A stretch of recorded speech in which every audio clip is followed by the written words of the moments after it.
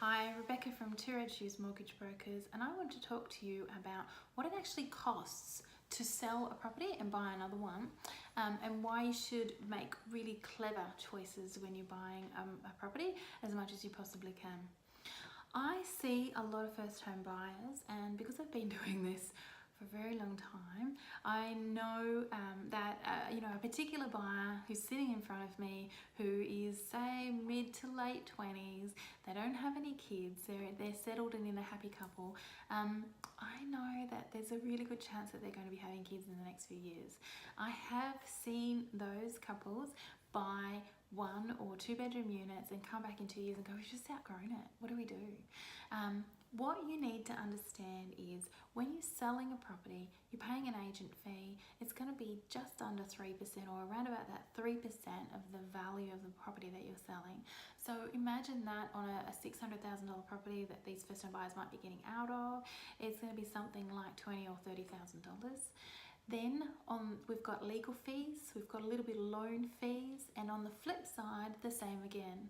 So legal fees around about $2,000, or about $1,000 in loan application fees and government charges.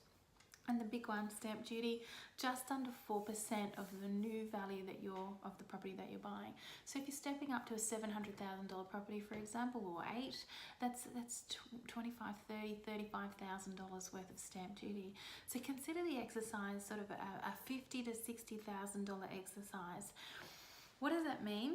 That means that when you're going into buying that first place, you have to have a goal, that it's something that's going to suit your needs for as long as possible, but typically at least that sort of 5 or 10 year mark.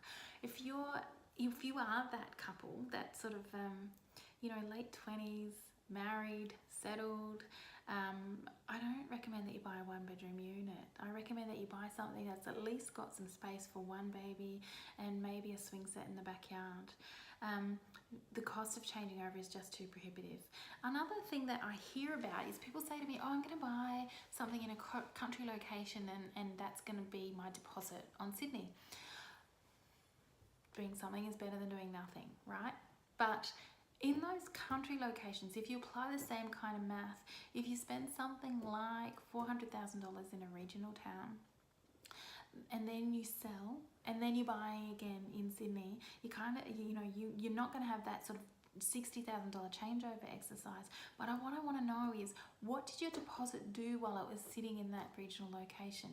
Did that region go up as much as Sydney did, or are you still chasing your tail?